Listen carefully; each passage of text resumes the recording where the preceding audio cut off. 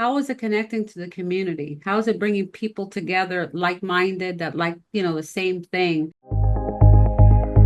Hi everyone, welcome to Media Coffee. I'm your host Sami Saad, and I'm joined by Alida Hernandez, the founder of Spanglish Entertainment, a media company dedicated to bridging the gap between English and Spanish-speaking audiences.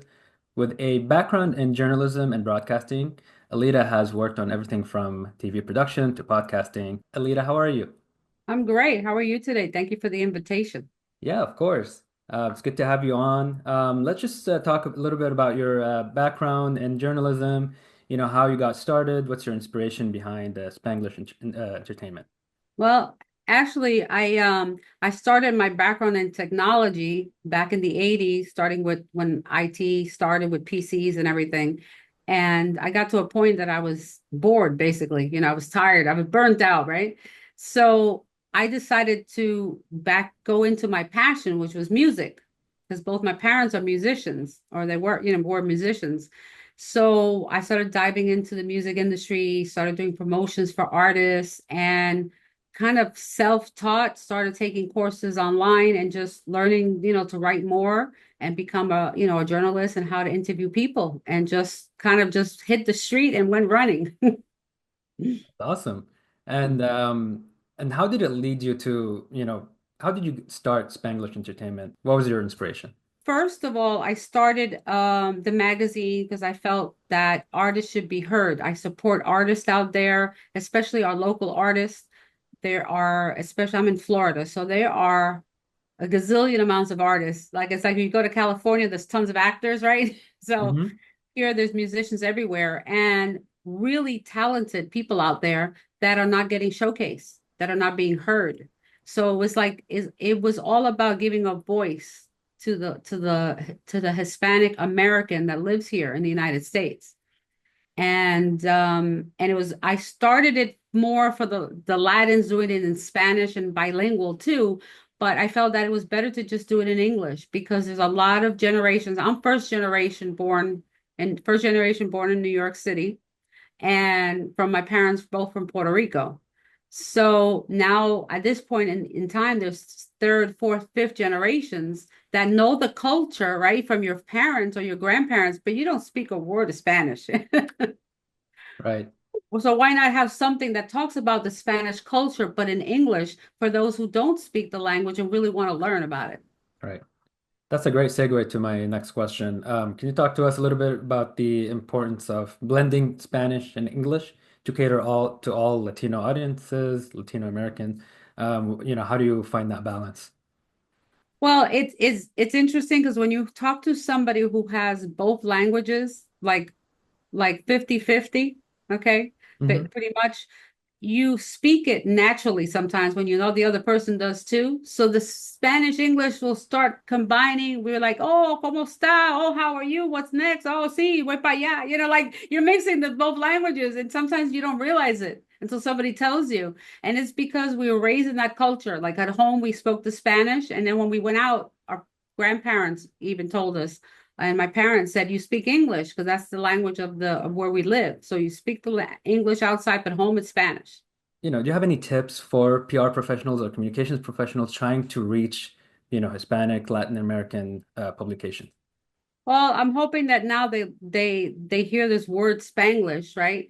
A lot of people have never heard this word, and they'll say, "What is that?" And get interested in Spanish English. So it's the fusion of the cultures, and that they reach out to us, right? Send me emails, send me the press releases. I do get a lot of press releases from country music to reggaeton, So I have a mixture of both.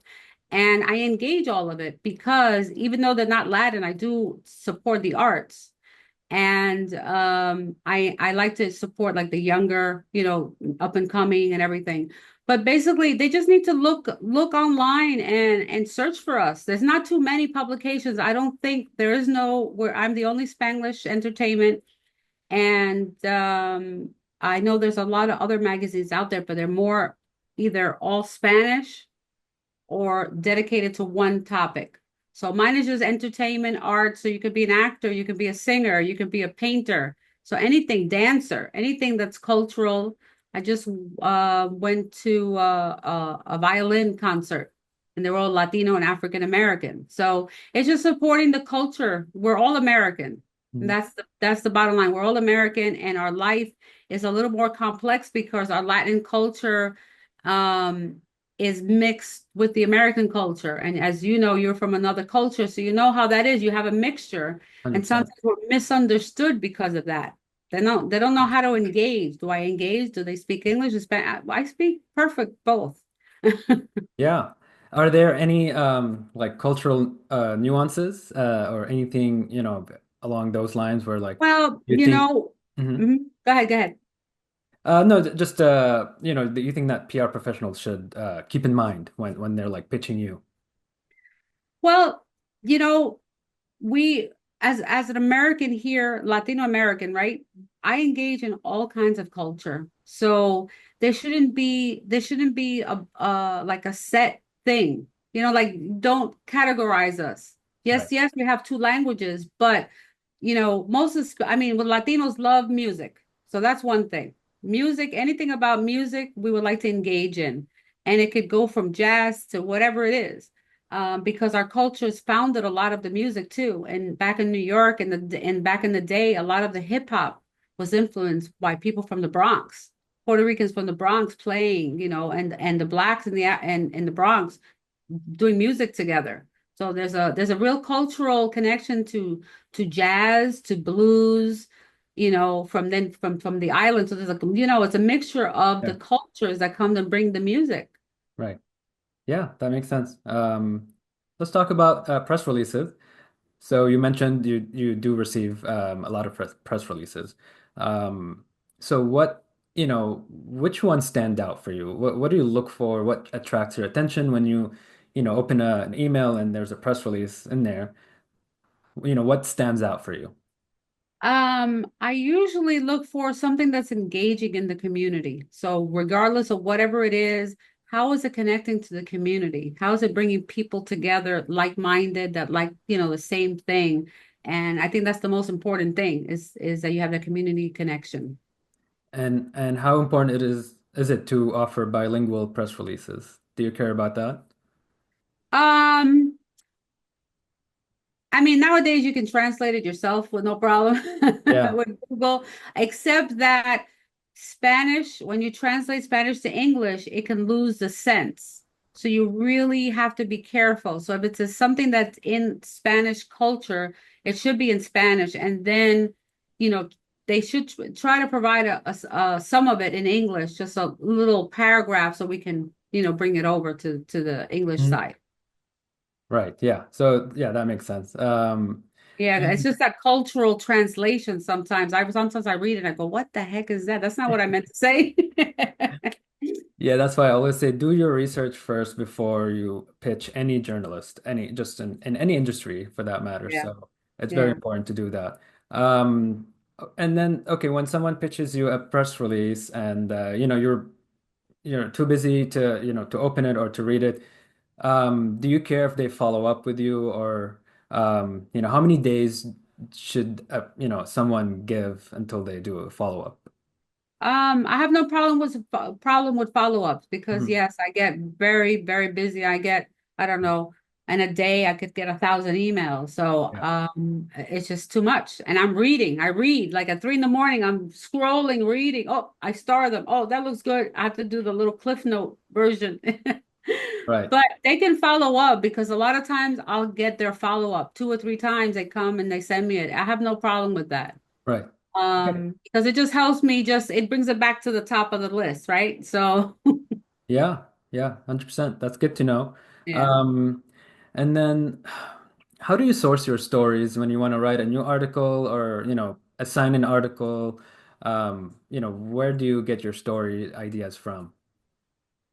Um, well, I do a lot of research online, right? So depending on what the topic is, I'll delve into it. Sometimes I delve into it really deep, So Mhm. I do a lot of things with health also. I have a podcast on health. And so that I really tell people about my personal experiences. So just online research, also talking to experts in the field also. Mhm. So I can call a doctor or whatever it is, to get some more information. So I've built a good community of people already over the years. And I kind of built the community before I started the magazine. Mhm.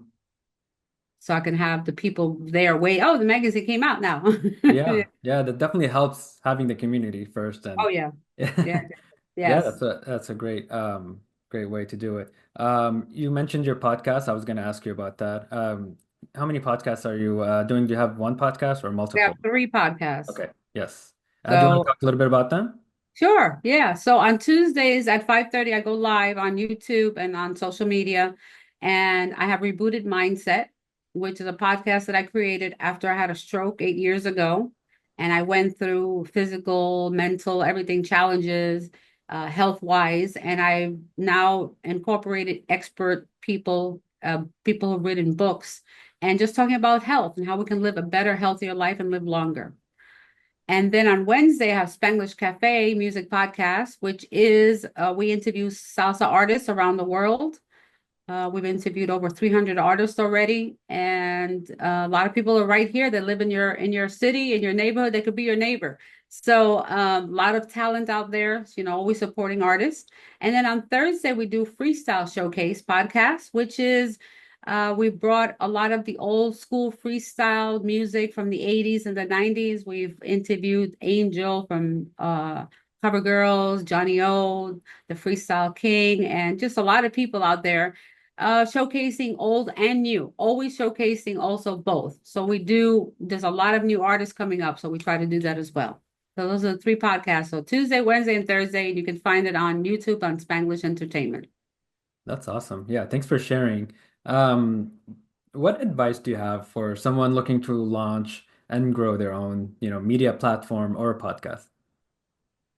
Well, you have to be knowledgeable about the industry, right? You have to start making friends and connecting to the community, to the music industry, because it's a very small world. It really is. It's not as big as you think it is when it comes to working with people. Hmm. And try to engage, go out to events, meet people. Again, that's I think the way you need to start. And then getting people to know you and trust you. So when you send out a platform, they're like, wow, this is the good. That's the woman I was talking to the other day. Look what she did. Wow, this is great. Yeah. Yeah, that's awesome.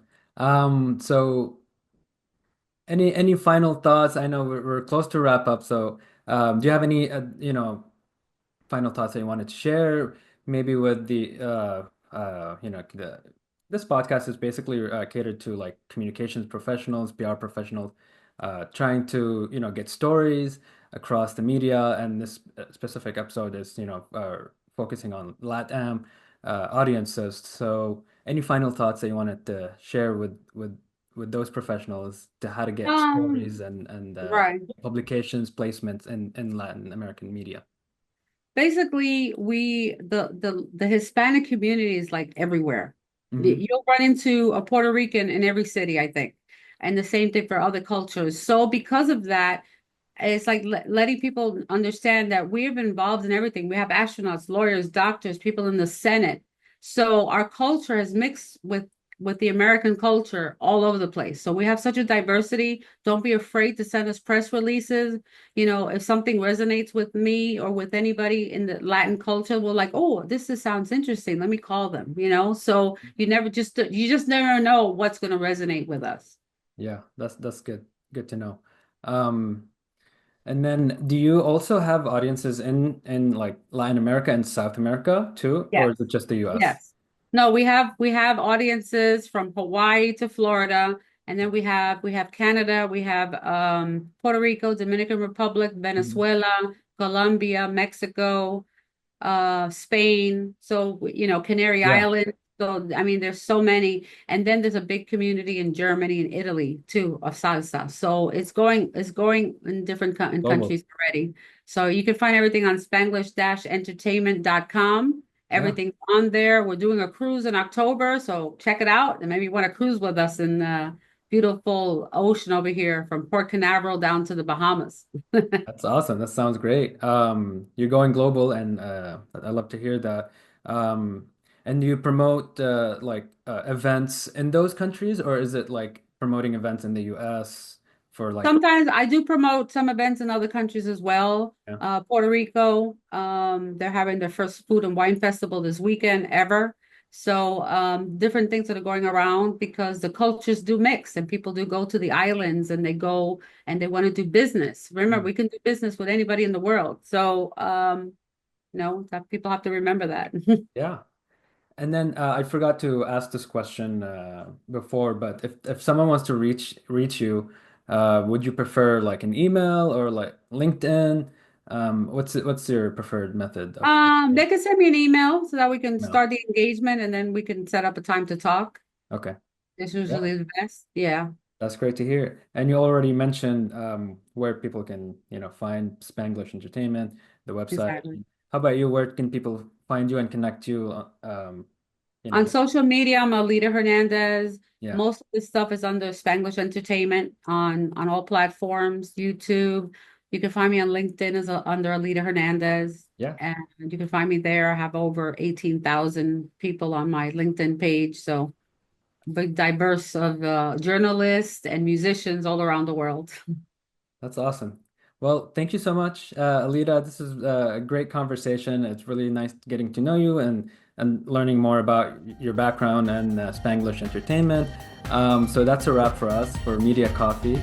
Big thank you again Thank you for very much. joining us.